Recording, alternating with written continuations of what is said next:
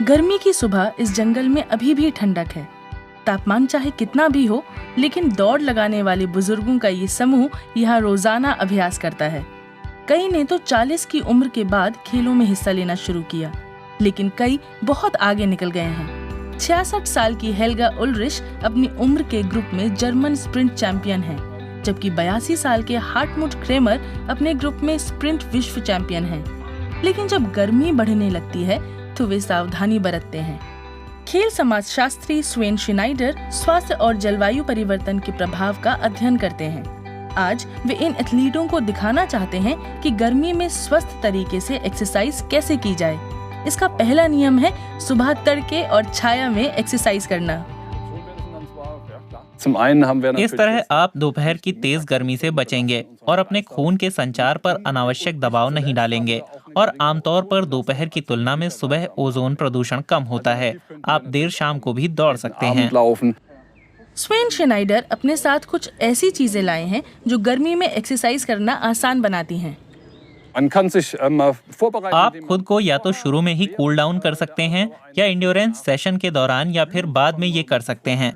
चलिए pre cooling से शुरू करते हैं। आप अपनी बाहों पर थोड़े से पानी का छिड़काव करें, जिससे शुरू करने से पहले आपका शरीर थोड़ा ठंडा हो जाए।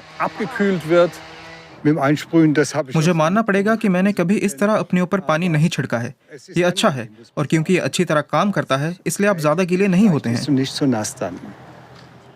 आप इन कूल पैक्स के बारे में जानते हैं। इन्हें अपनी गर्दन के पीछे रख सकते हैं। ये ट्रेनिंग के दौरान या बाद में एक विकल्प के तौर पर इस्तेमाल किया जा सकता है। मैं कुछ और भी लाया हूँ, जिसे प्रोफेशनल एथलीट्स तेजी से इस्तेमाल कर रहे हैं। ये कूलिंग वेस्ट है। बस इन्हें पहनकर देखिए और आपको वाकई ठंडक का एहसास होगा। शरीर थर्मो रेगुलेशन नामक प्रक्रिया से खुद को ठंडा रखता है। ये प्रक्रिया हाइपोथैलेमस से नियंत्रित होती है। ये सुनिश्चित करता है कि शरीर का तापमान 36 से 37.5 डिग्री सेल्सियस के बीच रहे। अगर तापमान बढ़ने का खतरा होता है तो हाइपोथैलेमस रासायनिक संदेश भेजकर त्वचा में मौजूद रक्त वाहिकाओं को फैलाता है। इससे खून का प्रवाह बढ़ता है और ज्यादा गर्मी पर्यावरण में निकल जाती है। जब रक्त वाहिकाएं फैलती हैं तो ब्लड प्रेशर गिरता है। नतीजतन खून को पंप करने के लिए दिल को ज्यादा मेहनत करनी पड़ती है। किसी समय हमें पसीना आने लगता है। त्वचा के जरिए तरल निकलता है जो सूखने पर ठंडक का एहसास देता है। शरीर को ठंडा करने वाले तंत्र थकावट का कारण बन सकते हैं, इसलिए सलाह दी जाती है कि एक्सरसाइज से पहले, एक्सरसाइज के दौरान और बाद में शरीर को ठंडा करें। ढेर सारा पानी पीना ना भूलें। अगर शरीर में पानी की कमी होगी तो इससे सिर दर्द, क्रैम्प्स और चक्कर आ सकते हैं, इसलिए वर्कआउट से पहले पानी जरूर पिएं। एंड्योरेंस वाले खेलों के दौरान हम पसीने के जरिए जितना तरल खो देते हैं, उसे पानी पीकर दोबारा वापस नहीं पाया जा सकता।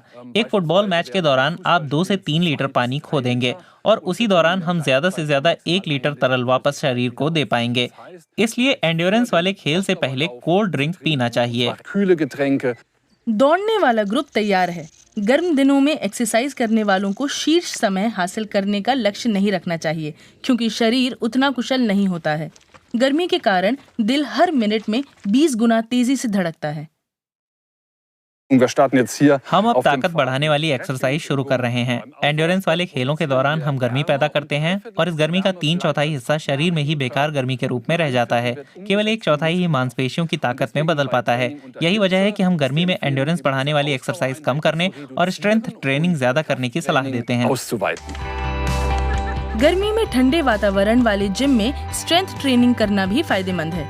बाहर गर्म दिनों में यूवी प्रोटेक्शन भी बहुत जरूरी है, इसलिए अपना सनस्क्रीन, सुरक्षात्मक कपड़े और हेडगियर पहनना ना भूलें।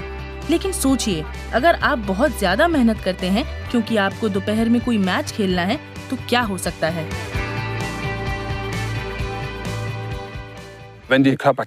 अगर शरीर का तापमान 39 डिग्री सेल्सियस से ऊपर हो तो चक्कर आएगा या बेचैनी महसूस होगी, और अगर तापमान बढ़कर 40 डिग्री सेल्सियस से ऊपर हो जाए तो इसे हीट स्ट्रोक कहेंगे। मेडिकल इमरजेंसी से बचने के लिए आपको अपने शरीर की सुननी चाहिए और एक्सरसाइज के बाद खुद को ठंडा करना चाहिए, जैसे गीले तौलिए से। ये बुजुर्ग धावक आने वाले गर्म दिनों का सामना करने के लिए अच्छी तरह से तैयार हैं। आखिरकार जलवायु परिवर्तन के दौर में भी एक्सरसाइज काफी जरूरी है।